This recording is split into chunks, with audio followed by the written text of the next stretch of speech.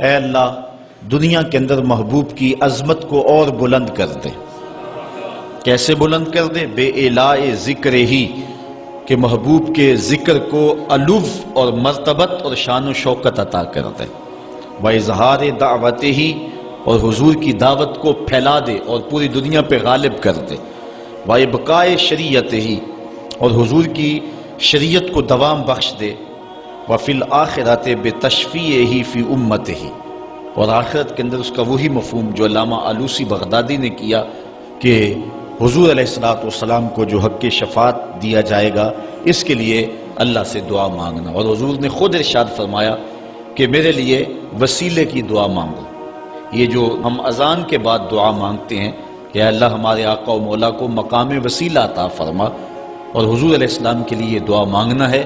اور حضور مقام محمود پہ جلوہ فروز ہوں گے، اور وہاں حضور کو خاص کلمات دیے جائیں گے جو اس سے قبل نہ کسی نے بولے ہیں نہ اس کے بعد کوئی استعمال کرے گا۔ وہ حضور کو القاء کیے جائیں گے اور ان خاص لفظوں سے حضور اللہ کی تعریف فرمائیں گے، اللہ کی حمد بولیں گے، اور اس حمد کے صلے میں اللہ تعالیٰ محبوب سے فرمائے گا محبوب مانگتا ہے جو میں تجھے عطا کرتا ہوں۔ تو حضور کیا مانگیں گے؟ خود فرمایا کہ ہر نبی کو اللہ نے دعا کا کوٹا دیا ہے، اس نے وہ دعا دنیا پر ہی مانگ لی، لیکن میں نے اپنی دعا کو آخرت کے لیے بچا کے رکھا ہے، اور وہ کیا ہے کہ میں گناہ گاروں کی شفاعت کے لیے اللہ کے حضور عرض کروں گا۔ یہاں امام اہل محبت امام احمد رضا خان فاضل بریلوی کا انداز دیکھیے۔ پیش حق مجدہ شفاعت کا سناتے جائیں گے، آپ روتے جائیں گے ہم کو ہنساتے جائیں گے۔ وسعتیں دی ہیں خدا نے دامن محبوب کو، جرم کھلتے جائیں گے اور وہ چھپاتے جائیں گے۔ جب دامن شفاعت کھولیں گے تو بڑے بڑے گناہگار اس شفاعت کی پناہ میں آ جائیں گے، بلکہ شفاعت کا جب دامن کھلے گا تو نیکوکار بھی گناہگاروں کی صفوں میں شامل ہونے کی کوشش کریں گے کہ ہم حضور کی شفاعت کے حقدار بن جائیں۔ وہ کسی نے کسی موقع پہ اپنے ذوق میں اور اپنی لے میں پڑھا کہ وہ اپنا مقدمہ کیسے ہار سکتا ہے جس کے حضور وکیل ہوں، تو لوگوں نے داد دی۔ میں بھی اس مجمع میں بیٹھا تھا، بہت پرانی بات ہے، تو میں نے اس زمانے میں اس کو ٹوک دیا، روک دیا۔ میں نے کہا نہ، یوں نہ کہو، حضور ہمارے وکیل ہیں، لیکن وکیل نگہبان کے معنی میں، لیکن تم بات مقدمے کی کر رہے ہو، مقدمے والے وکیل ایڈوکیٹ کے معنی میں نہیں ہے۔ چونکہ جو وکیل ہوتا ہے وہ جج کو کہتا ہے صاحب میرے موکل نے یہ جرم نہیں کیا لہٰذا چھوڑ دیں۔ اگر جرم ثابت ہو جائے تو پھر سزا پکی ہوتی ہے، تو جو وکیل ہوتا ہے وہ یہ ثابت کرتا ہے کہ میرے موکل نے جرم نہیں کیا لہٰذا چھوڑا جائے۔ حضور ہمارے وکیل نہیں ہیں، ہمارے شفیع ہیں۔ وکیل کہتا ہے جرم نہیں کیا چھوڑ دے، اور شفیع کہتا ہے سب کچھ کیا ہے میرا آنا دیکھ لے۔ حضور وکالت نہیں فرمائیں گے، حضور شفاعت فرمائیں گے، اور حضور کی شفاعت سے بڑے بڑے گناہگاروں کو نجات ملے گی۔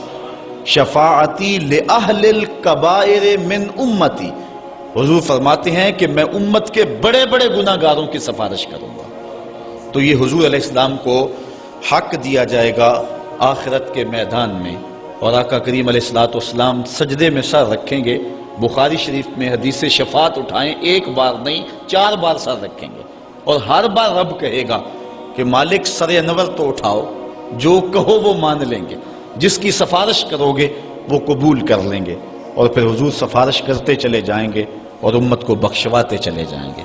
فرمایا اوتیت الشفاعہ، مجھے شفاعت دی گئی، اور ہر نبی کو ایک دعوی مستجابہ قبول ہونے والی دعا زندگی میں عطا کی گئی، دعا کا خصوصی کوٹا دیا گیا۔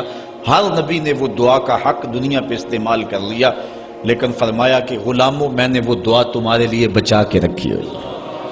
یہاں فاقے کاٹ لے، تکلیفیں کاٹ لی، دکھ برداشت کر لیے، اذیتیں تکلیفیں کیا کچھ نہیں تھا جو حضور علیہ السلام نے برداشت نہیں کیا، لیکن وہ شفاعت کے لیے حضور قیامت کے دن بازو رحمت کھولیں گے تو پھر گناہگاروں کی نجات کی ضمانت ہوگی۔ تو حضرت علامہ ابن منظور افریقی علیہ رحمہ فرماتے ہیں کہ یہ مفہوم ہے صلاۃ کا۔ جب درود کی نسبت اللہ تعالیٰ کی طرف ہو تو اس کا مفہوم ہوتا ہے نزول رحمت، اللہ تعالیٰ جل شانہ اپنے محبوب پر مزید رحمتوں کا نزول فرماتا ہے، جس سے حضور کے درجے بلند ہوتے ہیں اور حضور کی عظمت میں اور اضافے ہوتے ہیں۔ اور جب فرشتوں کی طرف نسبت کی جائے تو فرشتوں کی طرف نسبت بھی دعا کے معنی میں ہے۔ اور جب ہم اللہ کی بارگاہ میں یہ دعا مانگتے ہیں کہ اے اللہ اس پیارے محبوب علیہ السلام پر رحمت نازل فرما، تو یہ اللہ کی بارگاہ میں گزارش ہوتی ہے۔ اسی لیے علماء نے کہا کہ درود ایک ایسا وظیفہ ہے جو کسی صورت میں رد نہیں ہوتا۔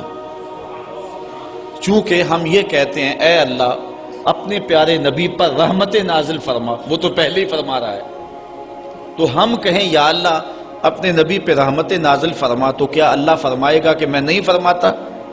اس لیے یہ ہو ہی نہیں سکتا۔ علماء کہتے ہیں کہ جو درود ہے وہ بہر صورت قبول ہوتا ہے۔ اس لیے حضرت عمر رضی اللہ تعالیٰ عنہ فرماتے ہیں کہ دعا کو درود کے ساتھ جوڑ لو، درود تو قبول ہونا ہی ہونا ہے، تمہاری دعا بھی قبول ہو جائے گی۔ چونکہ اللہ تعالیٰ جل شانہ کی یہ شان نہیں ہے کہ بعض کو قبول کر لے اور بعض کو ترک کر دے۔ ہماری فقہ کا بھی مسئلہ ہے، اگر آپ نے کسی سے سودا لیا ہے، اس میں کوئی ردی چیز آ گئی اور کچھ صحیح آ گئی ہے، اب یہ نہیں آپ کر سکتے کہ جو صحیح ہے وہ رکھ لیں اور ردی واپس کر دیں، یا تو وہ صحیح کے ساتھ ردی بھی قبول کرنا پڑے گی اور یا پھر جو ہے وہ صحیح بھی واپس کرنا پڑے گی۔ یہ نہیں ہوگا کہ مرضی کی رکھ لی اور مرضی کی واپس کر لی، یا سارا سودا قبول کرنا پڑے گا یا سارا سودا واپس کرنا پڑے گا۔ تو اللہ تعالیٰ جل شانہ کے حضور جب درود کے ساتھ دعا مانگی جائے تو پھر اللہ تعالیٰ جل شانہ اس دعا کو چھانٹ کے الگ نہیں کرتا کہ میں نے یہ نہیں قبول کرنی، درود کے ساتھ جو مانگی ہوئی دعا ہے اللہ وہ بھی مستجاب فرما لیتا ہے، وہ بھی قبول فرما لیتا ہے۔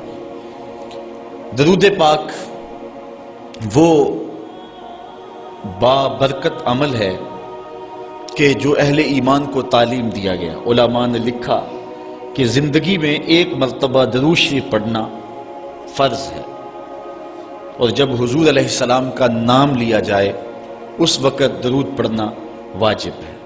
اس کے علاوہ بھی وجوب کے اور بہت سارے مقامات علماء نے بیان کیے، اور نمایاں 40 مقامات علماء نے بیان کیے جہاں درود شریف پڑھنا مستحب ہے، لیکن بعض مقامات پہ درود شریف پڑھنا مکروہ بھی ہے، جس طرح باتھ روم اور اس قبیل کے اور مقامات اور جگہیں اور جو ہے وہ احوال ایسے ہیں جہاں درود شریف نہیں پڑھا جائے گا۔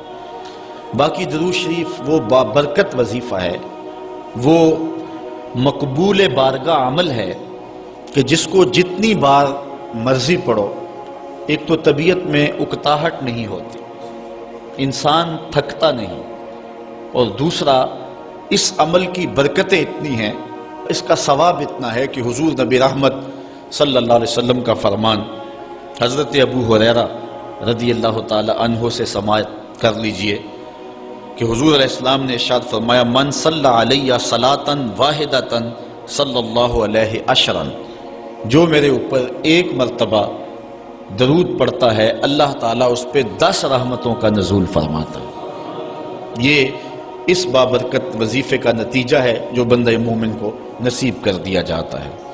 دوسری روایت حضرت انس بن مالک رضی اللہ تعالی عنہ سے مروی ہے ان النبی صلی اللہ علیہ وسلم قال من ذکرت عنده فلیصلی علی ومن صلی علی مرۃ صلی اللہ علیہ بہا عشرا۔ حضور نے فرمایا کہ جس شخص